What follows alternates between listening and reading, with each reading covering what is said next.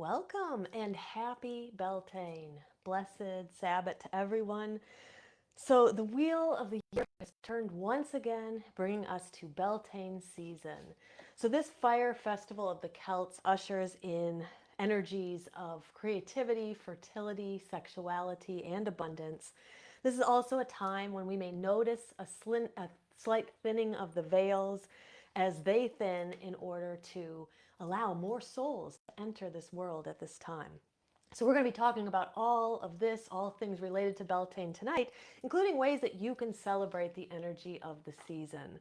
So, merry meet, I'm Aislin. This is Ask Aislin, and I'm here tonight talking all about Beltane. So, if you are here with me live, you can leave questions and comments in the chat. We're going to have a Q&A at the end. And if you are watching back later on YouTube, make sure you subscribe to our channel, Body Mind Witchcraft, and you will be sure to not miss any future episodes. So I'm going to go ahead and dive right in and just saying hi to a few people who are joining us. Hi, I see Carla's in the chat and Jen is here. Hi, everybody. Happy Beltane.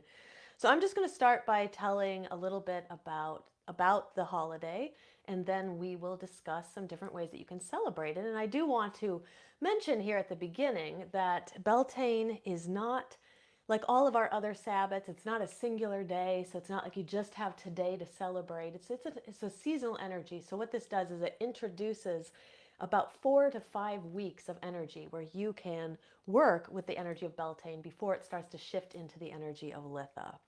Okay, so we are going to dive right in and start to talk about the origins of Beltane, where it comes from, what it means to us as witches and pagans. So this is a fire festival of the Celts, as I mentioned earlier. The name may originate from the sun god Bel or Belanos. The name also may refer to the balefires that cattle would be driven through during this time. So these fires would be built in um, two different locations, and then the cattle would be driven through it. This idea was done in order to bless the cattle, which would also then bless the fertility of the people, because obviously, if the cattle are fertile and they are going to provide good sustenance for the people, then that will make the people fertile, right? And they're going to be more abundant in that coming year.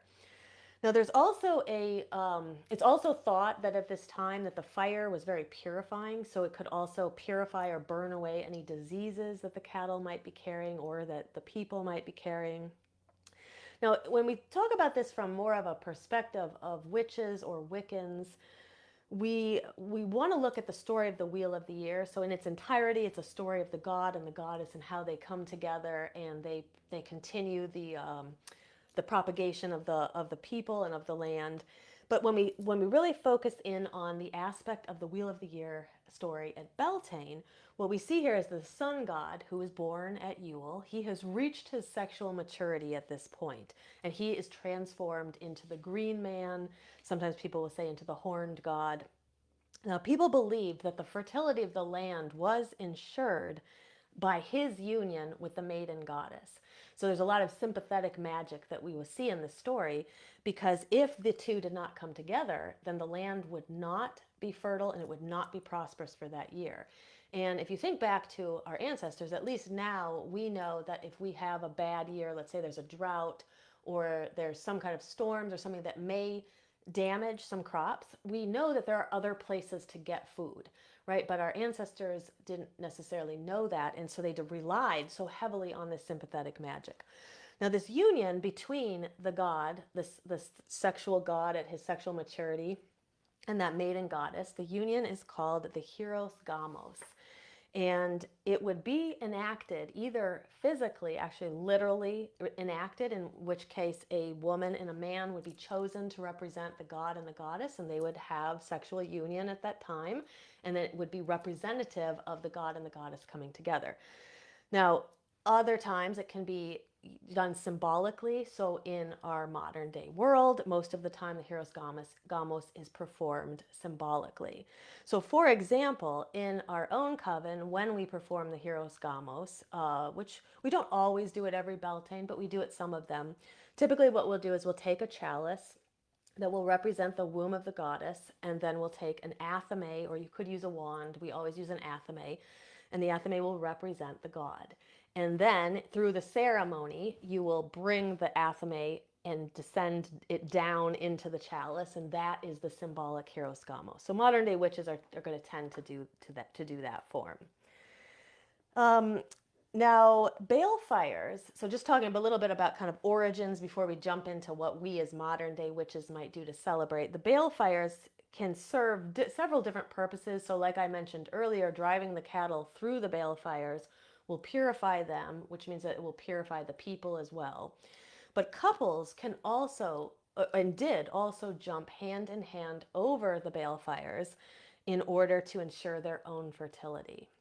So I don't know if anybody has seen probably some of you have read Mists of Avalon, but if anybody's seen the miniseries, the TV miniseries that was done in probably early 2000 or something, it had Juliana Margulies. And so there's a scene where they're celebrating Beltane, and she, as a representative of the goddess, comes together with, unknown to her, King Arthur, who will be the future king, comes together. I think he's about been selected at that point, but he will become the king. And so he is representing the god. They have sex during this Beltane ritual, and you actually see kind of in cutscenes other people kind of disappearing away from the fires to also consummate the holiday together. You also see people kind of jumping over the fires. And this is all this idea of the sacredness of the sexuality that will bring prosperity and abundance to the land. Okay, so it's interesting when we kind of think about these themes of Beltane, and then if we think about the themes of Samhain, which is on the flip side of the wheel of the year. And I love to bring this up because there's very opposite energies between Sabbats that appear on the opposite sides of the wheel. And if we think about our friends who are down in the southern hemisphere, they're actually celebrating Samhain right now as we're celebrating Beltane. And that seems really strange sometimes when we think about it because those holidays seem so different, but that yet they have so many similarities, right? So in one respect, if we think about Samhain, all the veils between the worlds thin, right, at Samhain, so that more souls can cross out. Witches will often aid the souls in crossing over during that time. Now at Beltane, the veils also thin, but they thin for a different reason. They thin so that more life can come in. So more flora and more fauna. And it does seem that there are more people who are kind of born in the late winter to early spring, if you kind of look at the numbers. And this has to do with there's a lot of times there's more children who are being conceived in the summer months. And it has to do with this energy, right? There's this energy of this sexuality and creativity and fertility here. So one thing that we do know is that of all of the Sabbats, Beltane and Samhain tend to be the most controversial when you're talking to, if you have, for example, if you have highly religious Christian friends and family, these two Sabbats tend to be controversial because of the themes, right? We have sex and we have death kind of paired across the wheel like this. So other things to think about with Beltane is the idea that it is a seasonal energy. So like I mentioned in the beginning, every year people write to me and they're kind of panicked because they feel that they missed a Sabbath because they couldn't celebrate on that day that's on the calendar. And so the interesting thing, especially about cross-quarter days like Beltane, Beltane is a cross-quarter day, which means it falls between a solstice and a equinox. So in this case, it would be the spring solstice and the summer equinox. And those dates, you'll probably notice, those dates change year to year, which means that when we calculate the midpoint between them, which in this case is Beltane, that date also changes year to year. So while we traditionally celebrate it on May 1st, which is today, the day that we're filming, and some people will celebrate it from sundown on the 30th, April 30th, to sundown on May 1st. This would be the traditional celebration. In reality, this year, in 2024, astrological Beltane, which would be the exact midpoint between the equinox and the solstice, is on the 4th to the 5th. Generally, the date is from the 4th to the 7th in any given year is where your astrological Beltane will take place. So what that means is that's the time when the thinning of the veils would be the most. I personally, in our own traditions, we like to, I love the kind of the traditional day, May 1st, wishing everybody happy Beltane. We're doing the episode today, but ourselves and our own coven, we're going to be celebrating on the 5th so that we can time that to astrological Beltane. And I'll tell you more at the end about that ritual and invite some of you to join that if you'd like. So going back to kind of that story of the goddess and the god. So the goddess, she and the god will consummate their relationship on Beltane, and she will then eventually become pregnant with the seed of the god, which is basically life renewed, right? And then at Samhain, on that opposite side of the wheel of the year, she will prepare to descend into the underworld for a time because she mourns the loss of her lover, the god, her consort, who will then later be reborn at Yule. And then the cycle continues on and on and on. Okay, so let us talk a little bit about what we would do at Beltane. And I'll give you some ideas because, like I said, you don't have just today to celebrate. You have another 4 weeks, 4 to 5 weeks of this energy before it transitions into that Litha energy. And I'm just gonna say hi. So it's I don't know if this is a remnant of Mercury retrograde, but it's showing me that there's no viewers, no comments, and yeah, I can see some comments in the chat. I keep refreshing it, so if people are if people are here live and can put a comment in just so I could see that there are people here. I don't know what's going on with Facebook Live, but since there was some changes that were made a couple of weeks or to about a month ago, and since then it's all been kind of messed up. I can't see who's here and who and whether there's anybody asking questions. Okay, so I'm just going to move forward and let's talk about ways that we could celebrate Beltane.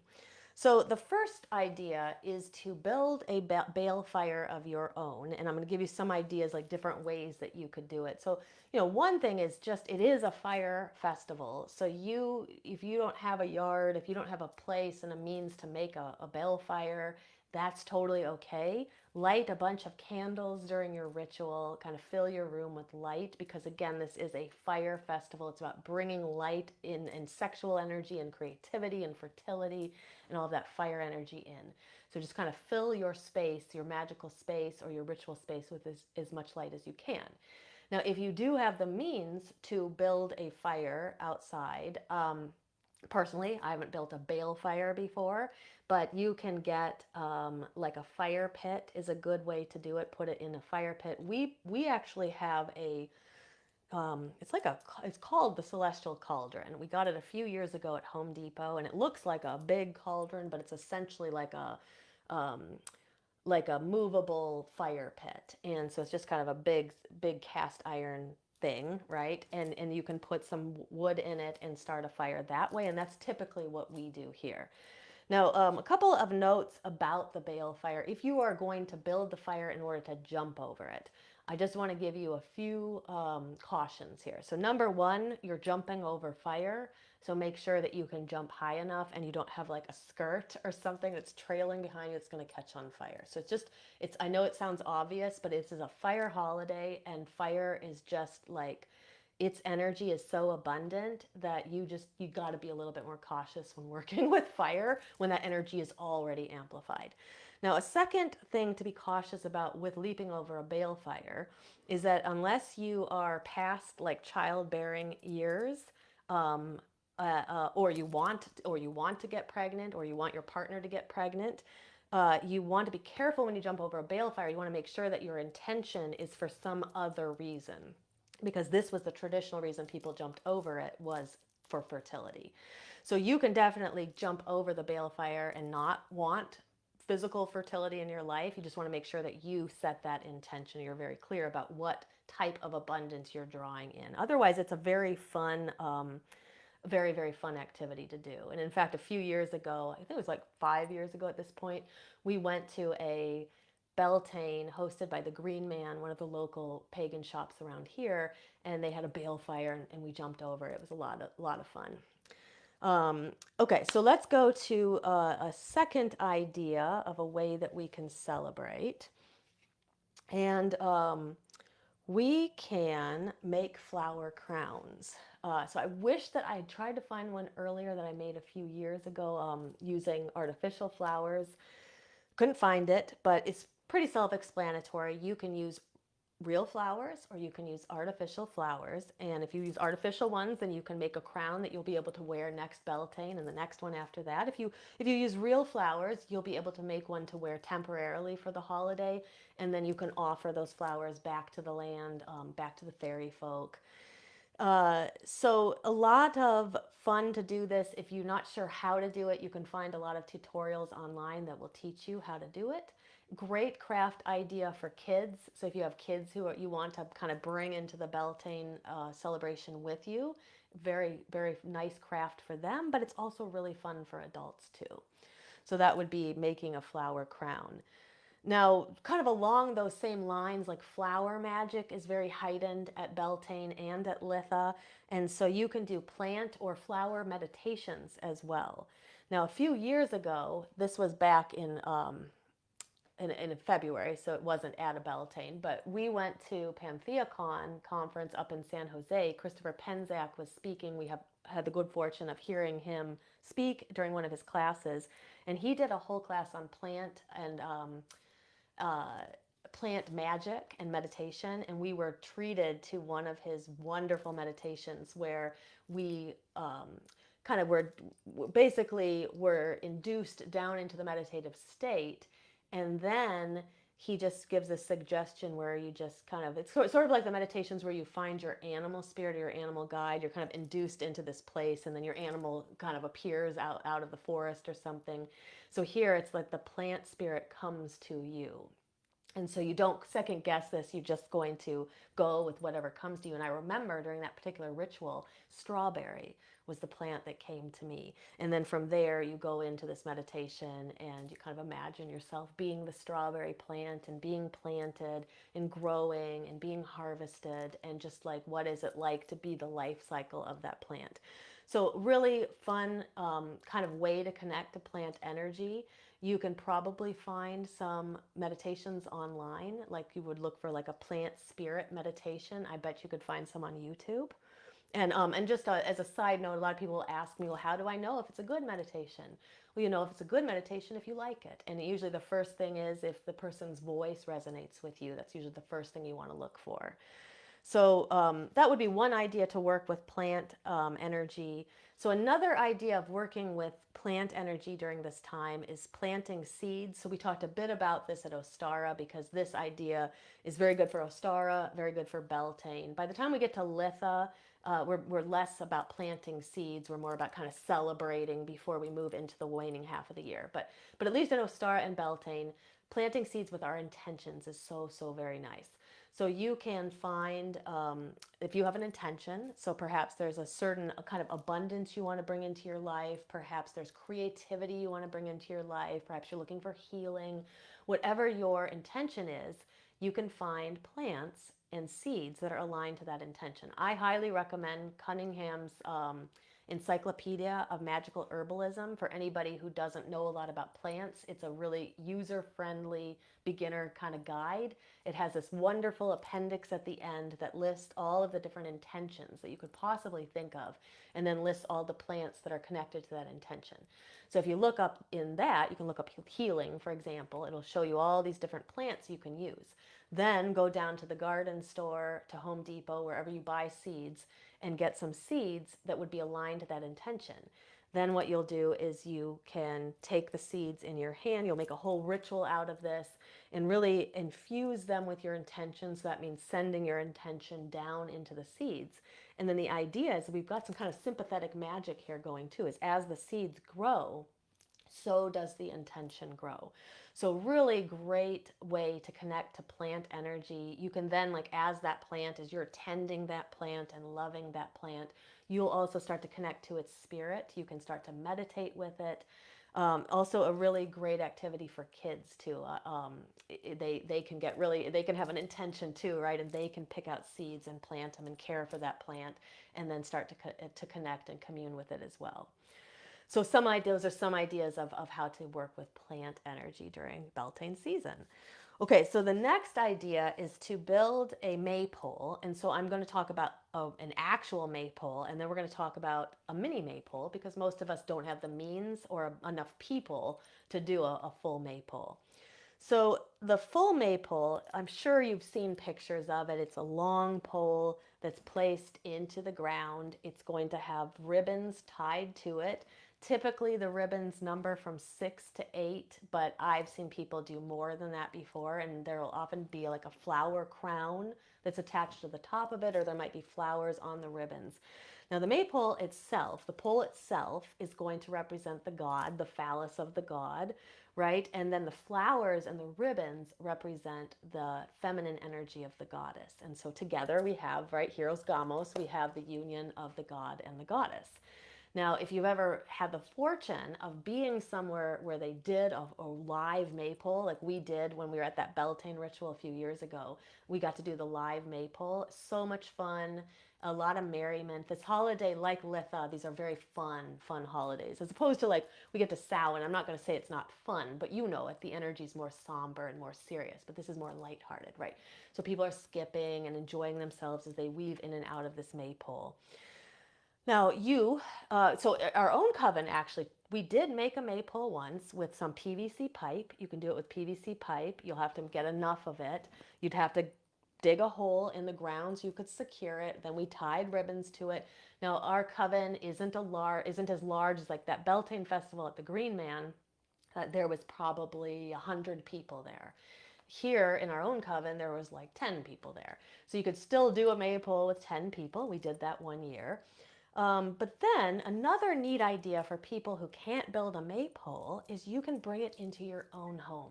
So people have already been asking me about this year. I showed this last year. So this is a mini maypole that I made a few years ago. So what you will do is you get a stick, and I like to get a stick that that I found outside that has some kind of energy to it that I've kind of connected to. Perhaps it's from a favorite tree or just an area that you really love a lot. Here I tied 3 ribbons to it. This particular maypole, I was kind of working with my lower 3 chakras. So I have red for the root chakra, I have orange for the sacral chakra, and then I have yellow for the solar plexus. Now you could do all the rainbow colors, so you'd have all the chakras represented, or you could just do any colors. You could do green, and you could just get more ribbons and tie them around that. So that basically creates your little maypole here. And then you want to get a mason jar, so preferably one that's a little bit taller than the stick that you have. And then what I did is I filled the bottom of this with like some potting soil. And what we want to do is we want to put things in here that aren't really going to rot. We want to put things in here that are dry, so they're just going to continue to dry. So I had put some like dandelions and some, I think marigolds is what we put in here. And those flowers, so this, by the way, this is a year old, and the flower is just dried and they're just still sitting in here. I put in some acorns and a couple of acorns, some seeds that I had found outside. And so it's just basically symbols of fertility that we're going to put in there as well. Because again, the whole idea of the maypole is fertility of some kind. And then you can put anything else you want to put in there, right? Just make sure it's not wet and it's not food that's going to rot. And then you put your maypole in here. And now you have a mini maypole. And we'll talk in a bit about fairy folk. But if you have some fairy folk around, they'll very much enjoy this too, because you basically made a little maypole that's like their size. So anyway, so this is called a Beltane maypole jar. So fun activity, great activity for kids too, right? And and you don't have to, like, if your kids are pretty young, you don't have to explain all of the energy of like the phallus of the god and like all of that. You can just say, the jar represents kind of like abundance, prosperity, good things coming. That's all you have to do for that. Okay, so that is the mini maypole, and Okay, so I'm going to go on to the next thing, and just trying to refresh. Like now it's showing me no comments, even though I know that there are some here. Oh, there we see them. Okay, I can see all these comments. Okay, Facebook. Yeah. Okay. So I see Ruth is here. Hi, Ruth and Kurt, saying hi to some of the people I see. Pamela's here. Misty's here. Hi, everybody. And Melinda, Rebecca, Joanne. We got a lot of people here. Merry meet everybody. Pamela. Okay. So I see that Ruth had said she makes dandelion crowns for her grandkids, and then they hang them in the yard and watch the magic as they turn into white puffballs and float away. Yeah, so that's like such a beautiful way to connect to plant energy, and then it involves the kids and everything. I love that. Pamela said the retrograde seems to be endless, and yes, I was just thinking about this the other day. Actually, I was just thinking about this not the other day. I was thinking about this like 20 minutes ago before I got on here. Is it's crazy. Like I can't log into my the portal for like my health insurance right now. I don't know what's going on. There's just a lot of craziness. My phone and my watch. My phone updated yesterday, and I guess my watch didn't pair with it, so they're on totally different times right now. So my watch woke me up an hour before I was supposed to get up today. So just I don't know. We're still in the shadow phase of Mercury retrograde, and this like many people have been telling me, this was kind of an intense one for people. A lot of like stuff going haywire, and we are still in the shadow, the post shadow phase of that, which means we're going to experience this energy for a few more days probably, and then as it starts to dissipate, hopefully some of this weird tech stuff is going to go away because I'm still feeling it too. Okay, I see Jenny's here. Blessed Beltane. Okay, so let's talk about a few more ideas of celebrating Beltane, and then we'll jump into the Q&A, okay? So let's talk about spell work now. So for anybody who wants to do some spell work for Beltane, here's some ideas. So anything related to sexuality or sensuality, that's the energy of this season, right? Love magic is very good right now. Self-love magic would also be very good. Any magic for fertility. So if you're someone who's trying to get pregnant, this is like the very best time of the year to be doing these kinds of spells for fertility. But remember, fertility isn't just about physical fertility. It's about fertility of all different kinds of things. So any area of your life that you want to be more fertile, like more health, right? More creativity, more anything you can think about, money, more like maybe like concentration, like maybe you're a student and you're moving into finals, like all my students are doing. You need some fertile energy in your concentration. Anything like that is a great intention for Beltane. And like I mentioned, abundance and prosperity. So as far as spells go, that's going to be tailored and individual to whatever you're doing. But if you have an intention and you're not sure how to make a spell, you can always Google spells for creativity and see what comes up. I guess this would be a good time to mention this book. So I share this in our Demystifying Witchcraft course. I shared all 8 books for the Sabbath. So this particular one is Beltane by Raven Grimassi, one of my favorite authors. And there's a different volume for every single Sabbath. This is like the Llewellyn series for the Sabbaths. Each one is done by a different author. And so they will go through the lore of the season. They're going to go through crafts and activities. There will be foods that you can make. Some of them actually have songs that you can sing. They'll have ritual ideas. Some of them have full rituals. Like, let's see, this one probably does. This one has a full solitary May celebration ritual, and it has a group ritual in it. And then at the end, let's see if this one has it too. This one does not have as many correspondences at the end, but some of them have a lot of correspondences. This one's kind of cool too. It says the language of flowers, and it goes through a bunch of different flowers and tells you about the intention for that. So that's pretty cool for anybody who wants to do some flower magic. So I highly recommend these books. The way I got them, they've been out for a long time, but I got them over the course of a couple of years. I would order one every once in a while until I had all 8. But definitely for anybody searching for for a resource, I can't recommend these books enough.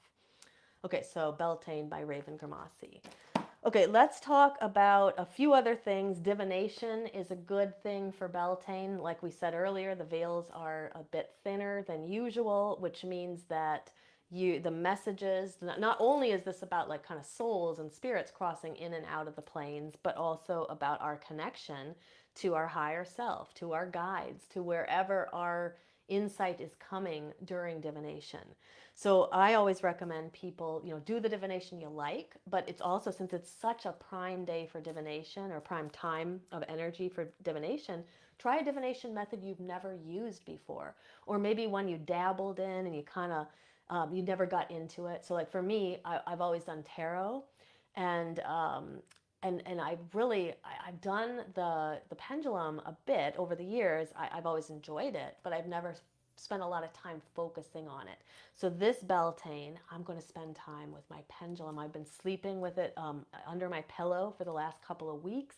And now tonight and over the next couple of days, I'm going to start working with it more intensely and get a relationship with it. So always a good time when your veils are thin to try out divination methods you've never tried before, because it'll be easier for you. And that'll give you some confidence in your ability to work with that form of divination. Another thing is hand fastings. So hand fastings are great during from Beltane to Litha into the summer. So you remember, this is a whole season. You don't have to get hand fasted at Beltane or on Litha. You can get hand fasted at any time. I always mention that Saturdays, just from like the energy of days, Saturdays are not the best days for hand fastings and weddings, because they're ruled by the planet Saturn, which is a planet of contraction. So Fridays ruled by the planet of Venus, and Sundays ruled by the Sun would be better choices usually. But just the whole entire time, it's a great time for your hand fastings. And just to note, if you did get married or hand fasted on a Saturday, that doesn't mean it's bad. But for those who have not gotten hand fasted or married and are planning to, it's just a little food for thought to kind of think about the energies that we're bringing in on that day. I said we'd talk a bit about the Fae folk, and so a good thing to do at Beltane is to leave offerings for the Fae. So at Samhain we will leave offerings for our ancestors. That's kind of part of the activities for Samhain. So on the flip side of that, at Beltane, it's great to leave offerings for the Fae folk and for the other nature spirits outside. This can be flowers, fruit. They love shiny things, which is why they'll often steal your jewelry or your watch or your keys. So I say, especially when you're getting near Beltane, make sure you know where your keys are. Put them in the same place every day when you come home, or they may not be there the next time, and then you may be on a goose chase looking for them. The Fae love to play little tricks and move things around. So one of the things that Beth from our coven likes to do is she likes to make little fairy jars. And what she does is she gets like, not the big mason jars like this, but the little ones. They're like 4 ounces. And then she puts shiny stuff in them: keys, old jewelry that she doesn't want, trinkets, like fun stuff that the Fae would like, glitter and sparkles and stuff. And she gifts them to them. And then she finds that they're less likely to steal or hide or move her other things.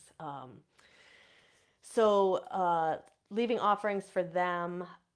Other things that you can do is you can actually do a ritual with the Fae folk as well. It depends on your feelings about this. They're a bit mischievous, so I usually use some caution when working with them. I wouldn't just go in no holds barred. Just use a little bit of caution. But usually what I like to do is leave some offerings for them and just kind of celebrate their presence. We have an area in our front yard which has a fairy door, a natural fairy door cut into it, which is basically at the base of a tree. There's a tiny little opening that goes like into the inside of the tree. These are known to be or thought to be natural portals for spirits to kind of cross in and out.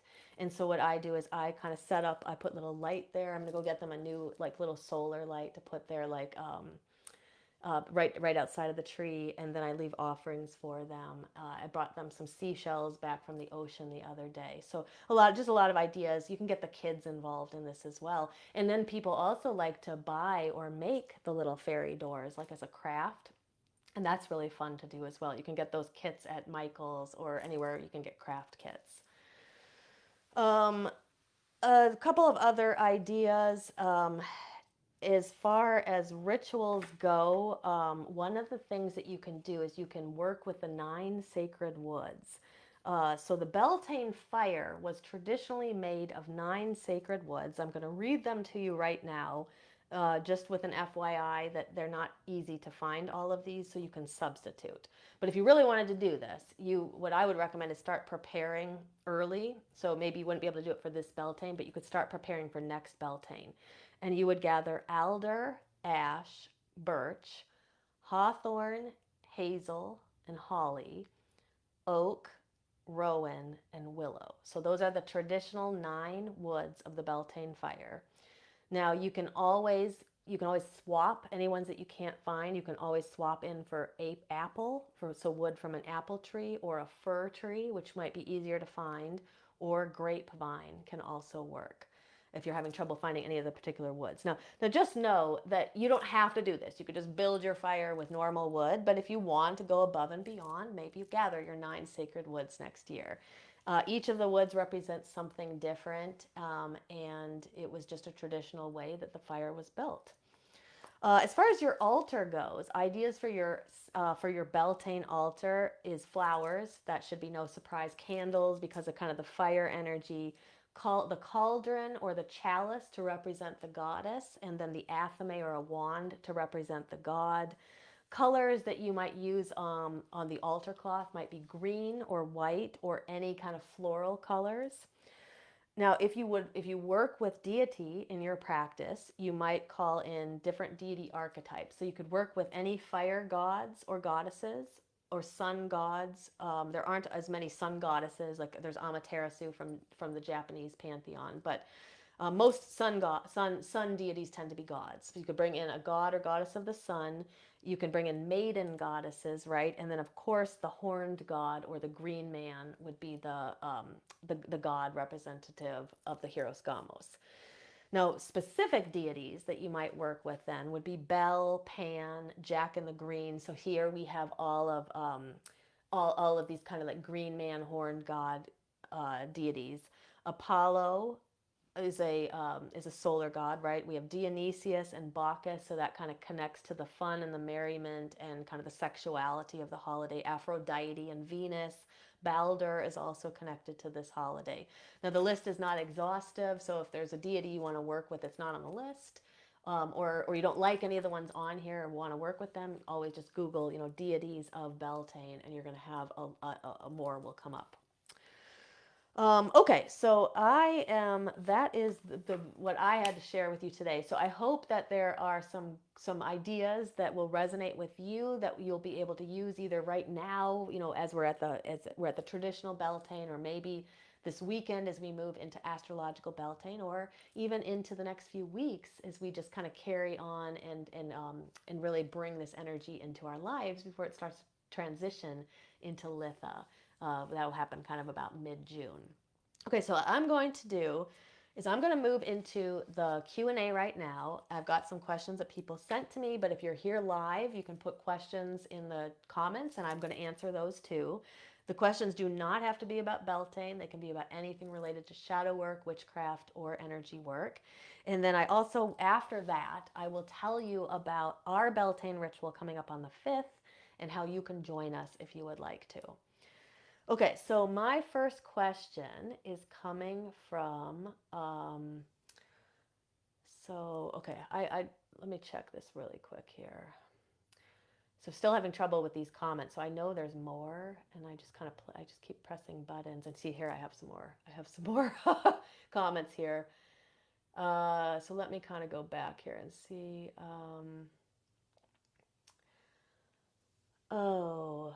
Oh gosh. Okay, so Misty said she found out that she's got a medium-sized blockage in her heart. She's going to be doing cardiac catheterization procedure to see where to go as far as treatment. Oh, I'm sorry to hear that. I know you had said you were going to get some testing done. Yeah, so that's really, hopefully they're going to be able to get you the treatment that you need, and they'll be able to get it to you soon and get you into the put in the right direction. Yeah. So sending you some good energy too, because I know you probably need it. Rebecca said, "What is hand fasting?" So hand fasting is, from a pagan perspective, we would say it's like a pagan wedding. And so generally, you don't necessarily need it, but you might have like a high priest or high priestess there who's officiating instead of like a priest or a minister or something. It's called hand fasting because the hands are bound together to represent the union between two people.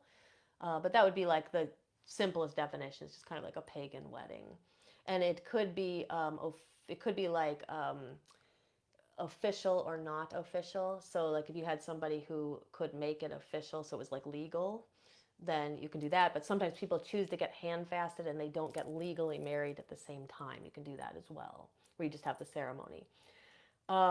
Ruth said one of her favorite forms of divination is geomancy, using stones, sticks, other bones, basically like organic things that she found. Yeah, very cool. So there's so many different forms of divination too, right? What people think it's just tarot cards or something, but there's so many different things that we can do. Okay. Okay. I'm just going to jump into the Q&A now. Okay. So the first question is coming from Ruth. So she asked me this earlier this week, and I felt like it was best to describe she's asking about making a sigil, and I thought it would be best to show this on camera. So, and I know that other people are probably interested in sigil making as well. So Ruth has a special reason that she's going to make a sigil, or she wants to make one, and she wants to have a memorial tattoo for her daughter who passed away. She said I'm thinking of making a sigil with her name, but I really don't have any idea, how to start, how to do it. So could you guide me in how to make one? So yeah, absolutely. And then at the same time, others will learn about sigils too. So the purpose of a sigil, it's a type of magic that can be used for different purposes. So sometimes people will use protective sigils, but we can also use sigils just simply to draw in energy, or like in the case of Ruth, to basically honor someone through the making of our sigil. Now there are three types of sigils that we can make, and Ruth's is going to fall into the third category, the permanent sigil. But there are two others that I'm just going to mention here. So the first one is the destructible sigil. Is usually it's probably the most traditional one.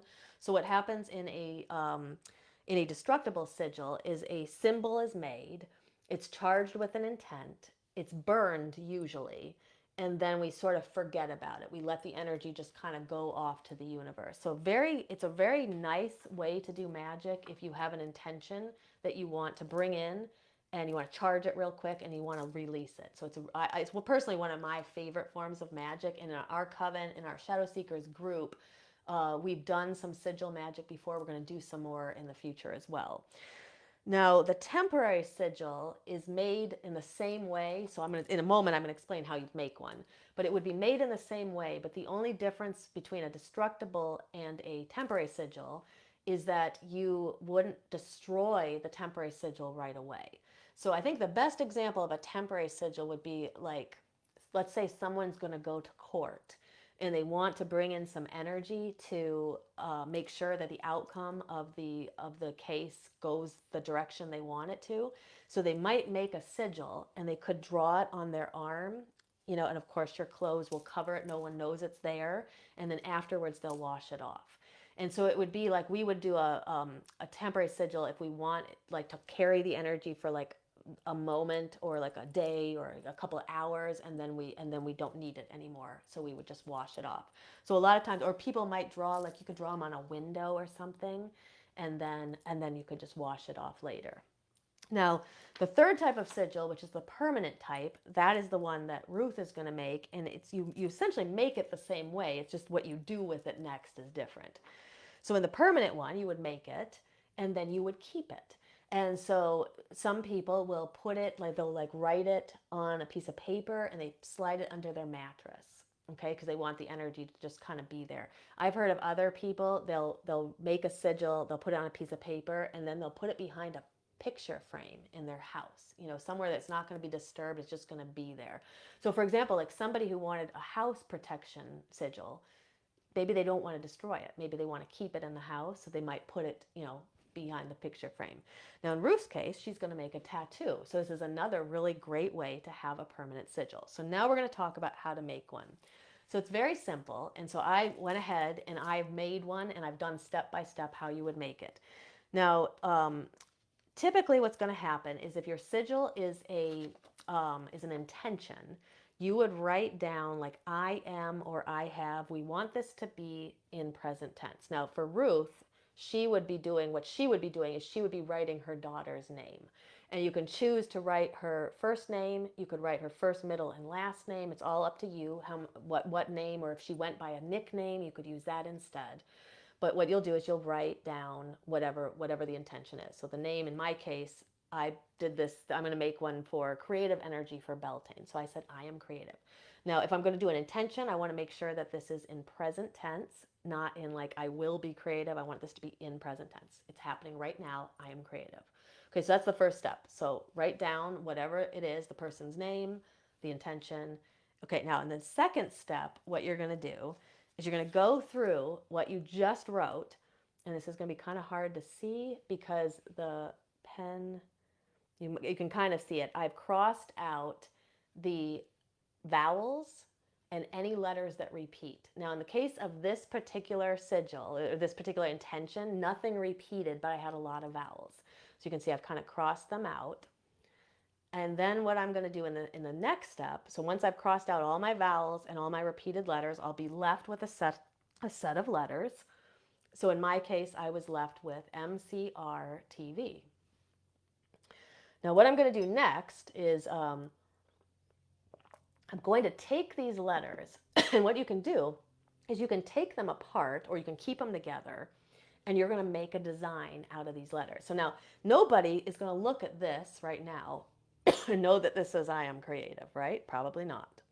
Just like nobody's going to be able to look at a person's name that you might be making the sigil for and be able to see what it says. And that's the whole point of it. So here is me kind of doing, I kind of made this. I don't have much artistic talent when it comes to like visual art. So you do your best. But what I was thinking about when I was thinking about Ruth's situation is that if you wanted to, like maybe you have a lot, if you have a lot of like creative talent, you'll be able to design this. You can put filigree. I mean, you can make this as beautiful and elaborate as you want. But what you also could do is you could put it together like this to get it kind of like to this point, and just know that there's an infinite number of possibilities of how I could put all the letters together. But you would get to this point, and then you could pass it off to the tattoo artist and tell them, can you make this like look prettier? And then most tattoo artists are also very good artists, right? Visual artists, and they can draw really well, and then they'll just make this look really, really cool for you. And you can maybe even give ideas, like maybe you want a moon on it or different things. You can do anything. You can elaborate on this in any way. And like I said, you can take parts of the letters apart. So like I put the V together with the top of the M. You can get as creative as you want. Okay, so then at this point, then once the person gets to this point, then they have their three different pathways. They either charge this and destroy it in a destructible sigil and kind of release it to the universe. They would put it somewhere temporary, so maybe they draw it on their body and then wash it off later, or permanent. Put it somewhere in your home. I've heard of people like stitching them into their children's bags, like a protective sigil stitched into their children's backpacks that they're carrying to school. Or in the case of Ruth, she'll make the tattoo. And it's just such a nice, like, I love this kind of magic because no one knows what it says at the end. No one's, maybe you can see that says I am creative. Maybe somebody could figure that out, but nobody is going to look at that and know that that says I am creative. And so that's kind of the point of it. And, one of the ideas is the witches of old who would do sigil magic lived in a time when it was dangerous to practice magic. You didn't want any evidence that you were practicing it. So there are stories that say where this kind of comes from is the sigils would be made on wax, and then they would be thrown in the fire, and all the evidence is now gone. So there'd be no evidence for someone to come in later and accuse them of witchcraft. But for us, carrying that into modern times when we don't have to worry so much about that, it's just a really cool form of magic that works really well. So I hope that helped. And if anybody has other questions about sigil magic, let me know. And Ruth, if you have any other questions about it, definitely let me know. Okay, I got a couple more questions. Let's go through these. And the next question comes from Debbie. And she said, you know what, too? Kurt said sigilscribe.me. Yes, you can go to that website, too, and you'll put in an intention or a word, and they will actually create one for you, too. So that's another option as well. Sigilscribe.me. He's got it in the chat here for us. Okay, so Debbie said, are there specific yoga positions you use to meditate, release frustration, or help with creativity during full moons or celebrations like Beltane? So there's actually a lot in this question because I would group like some of this differently. So like, for example, meditation and releasing frustrating energies, and then creativity, bringing in creativity during full moons. So I'm going to basically address both kind of sides of this question. So, hands down for me as a yoga teacher, I think the very best type of yoga to do for someone who wants to release kind of stuck energy in the body, or like she says, frustration, kind of negative energies, is yin yoga. So yin yoga is not the traditional yoga we think, which is asana, which is the moving yoga. Yin yoga is where we hold a pose for sometimes up to 5 minutes at a time. Usually minimum, you're going to hold it for like 2 to 3 minutes. Now, what yin yoga does is it allows the body to drop through the physical down into the energetic body, down into kind of the mental and the emotional body where things start to get released. It's not unusual for a person who does yin yoga to begin to cry and not even know why. It's just literally they're letting go of energy that's stuck in the body. Now, as far as like the poses that a person would choose, it sort of depends on where they think the energy is stuck. So if you are carrying like frustration, where does frustration come from? Where do you feel it? So ask yourself, where in your body do you feel frustration? And then that's going to key you in on what part of the body I would do the yin yoga for. So if it's up in the shoulders and the neck, there's different, in the arms, there's different poses for the upper body as opposed to the lower body if a person were carrying it in the hips. So if a person's carrying it in the hips, I recommend the pose called pigeon pose. It's not an easy pose, so I would recommend people Google it, look at it. There are different modifications that a person could do. It's usually called sleeping swan or sleeping pigeon when we do it as a yin yoga pose. So a lot of like regular yoga poses have yin yoga versions. There's another pose, it's called caterpillar. It looks like a seated forward fold, but the difference is that you're going to sit there for 5 minutes in this fold. And at first, people can get kind of antsy doing it because they're like, what am I doing? Like, I'm just sitting here in this pose. But what will happen is your body gets more and more relaxed, and then that's when it starts letting go of stuff. So like I said, it's not unusual to just spontaneously start to sob and then feel a ton better afterwards because you're letting go of all of this gunk that's in your body. So yin yoga is very good for the waning half of the cycle, which is a lot of times where the releasing is going to happen. Now, as far as the second, like kind of part of the question where you talked about creativity and the full moon, I would generally do more activating yoga during the full moon.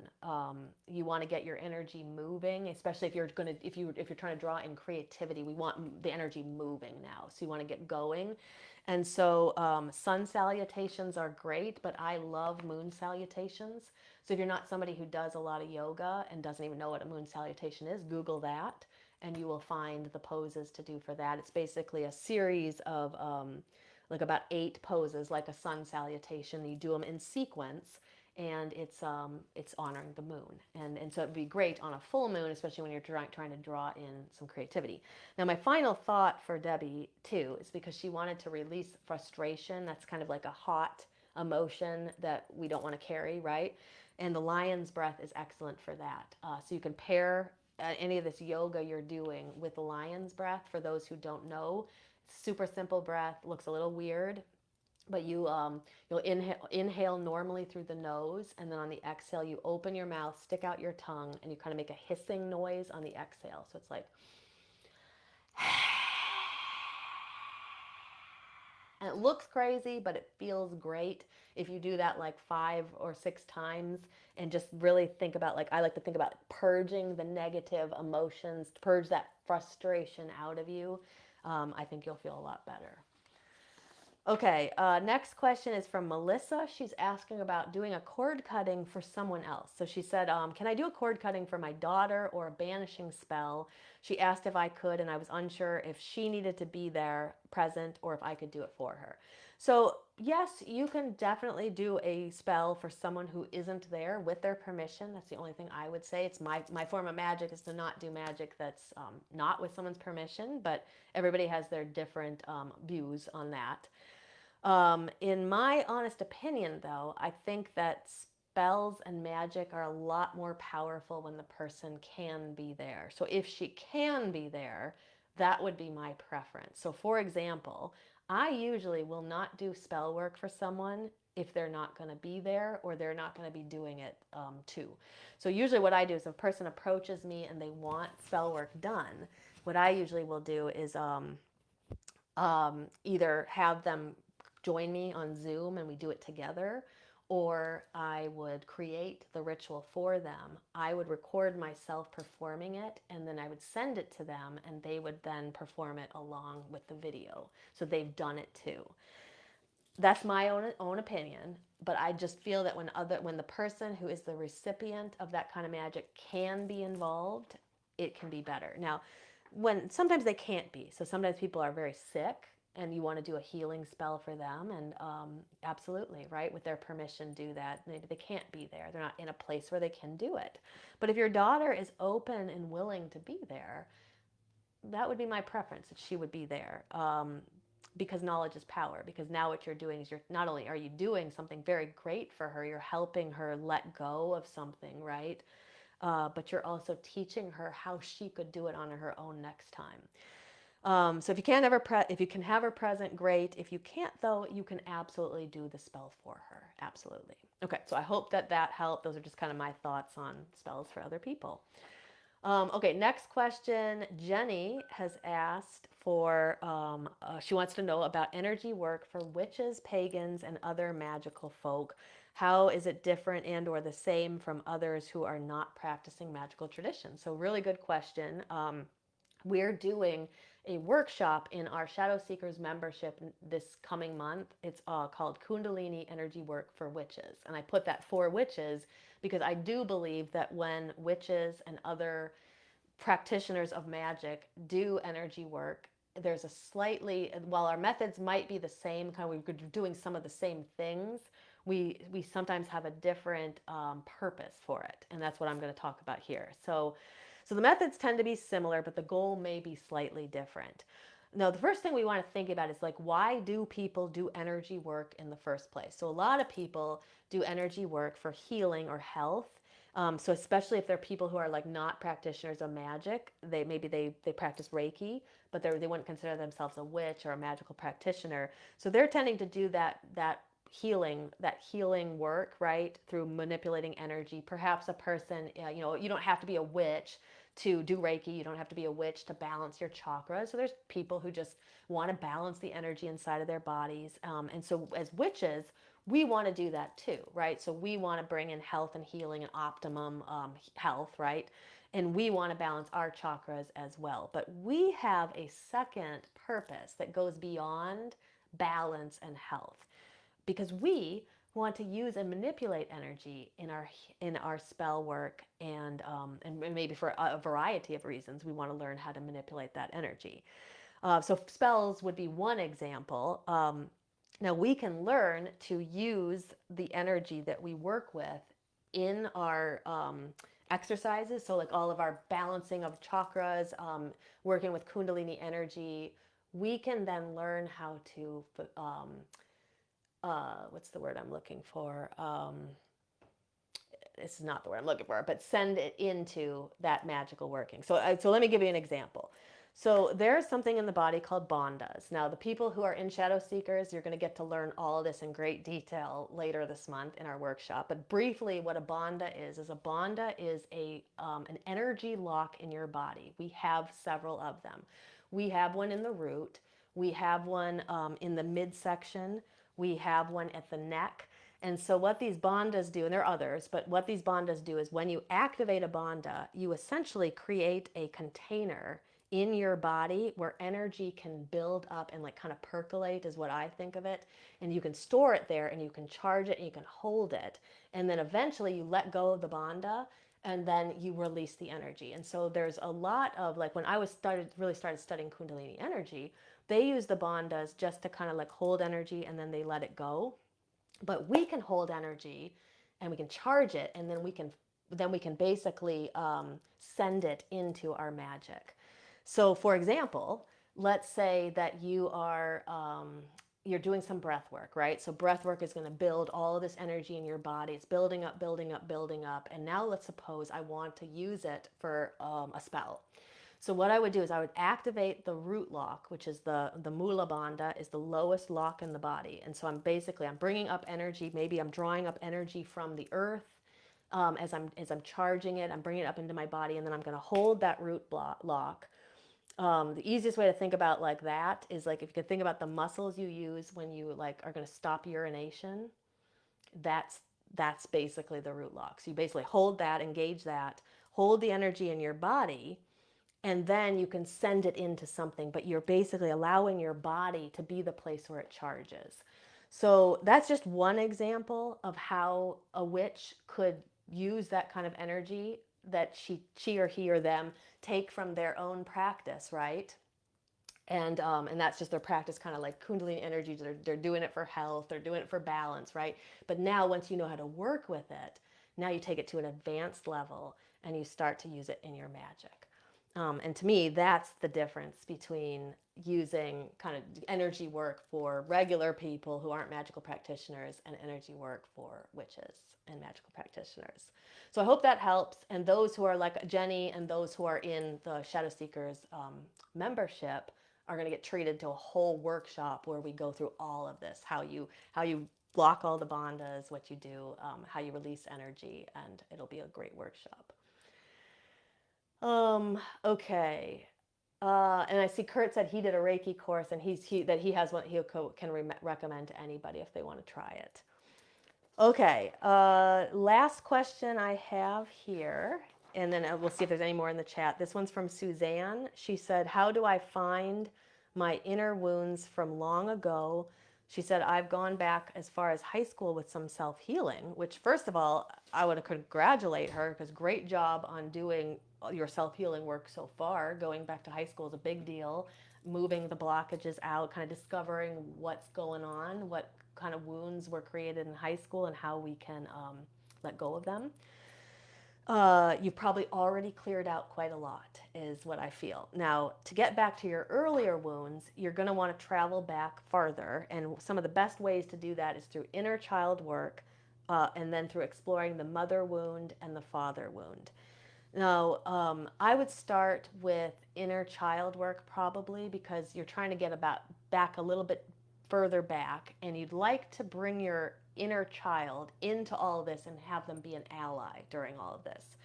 So one of the best ways to connect to the inner child, especially for people who, we kind of move on, we become an adult, we forget a lot of stuff about our childhood. So one of the best ways to bring the child back in and get them kind of on board with us is to take the inner child on an inner child date.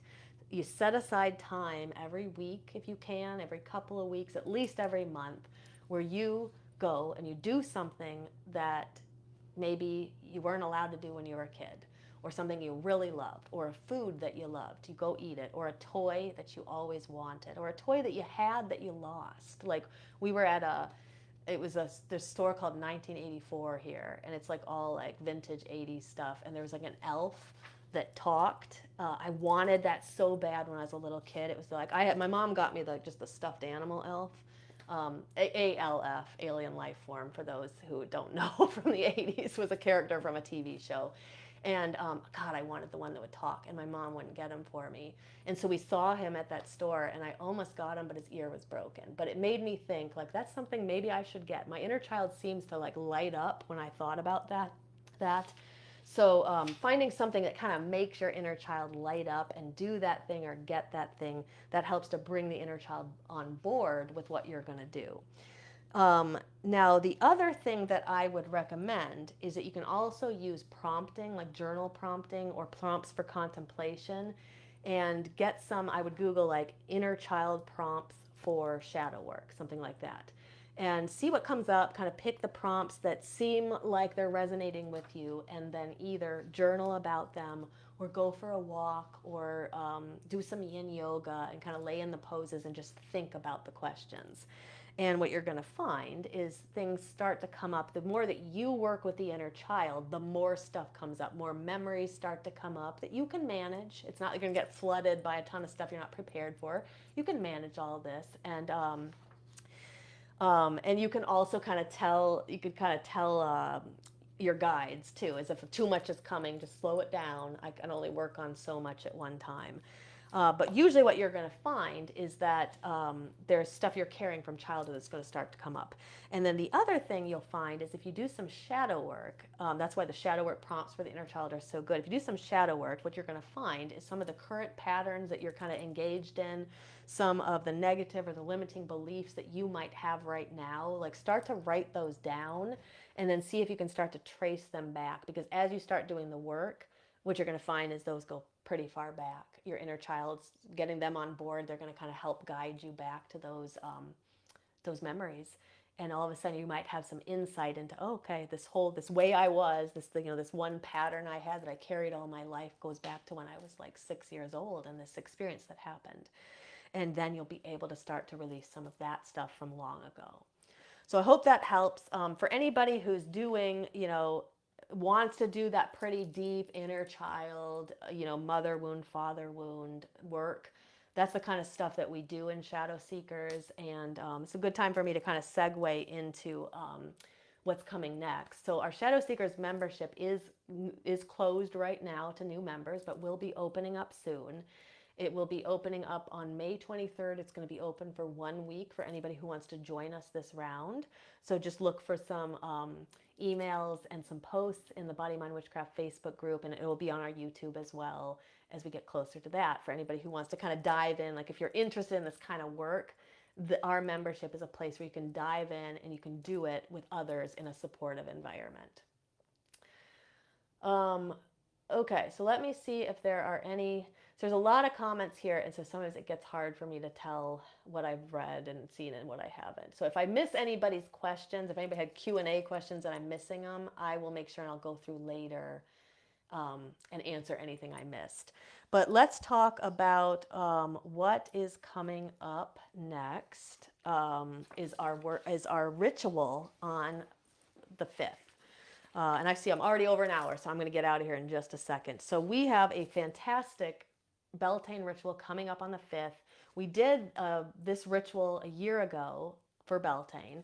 This is our ritual Hecate, Keys to the Hidden Realms. So as I've mentioned, the veils are very thin. They're thinner than usual right now. We're going to take advantage of that energy to travel with Hecate to a sacred grove where we're going to find 5 doorways that lead to different places. One of these doorways goes to the ancestral realm. One goes to our kind of our past self, our inner child. So there'll be some inner child work here. One goes to a future self that has not been created yet. Another one goes to a parallel self where you made a different decision in your life. And then another doorway will lead to the higher self. So we are going to go and we're going to visit these 5 places and bring back the wealth of knowledge from the spirit world. So we'd love for you to join us if you're in our Shadow Seekers membership or you're a initiate or a member of Covenant of Midnight's Flame. You have tickets already. You'll get your Zoom link in your email or in the Facebook groups. But if you are not a part of one of those 2 groups, you can still join us. And we're selling tickets right now by donation. You can get one for as little as $1. I'll put a link below this video where you can get one, and you can also find some posts and some emails going around this week for those tickets. So again, that ritual is coming up on Sunday, 5/5. And if you're into it, but you can't come on Sunday, get a ticket anyway, and you'll be emailed a video of the recording of that ritual, and you can do it back in your own time.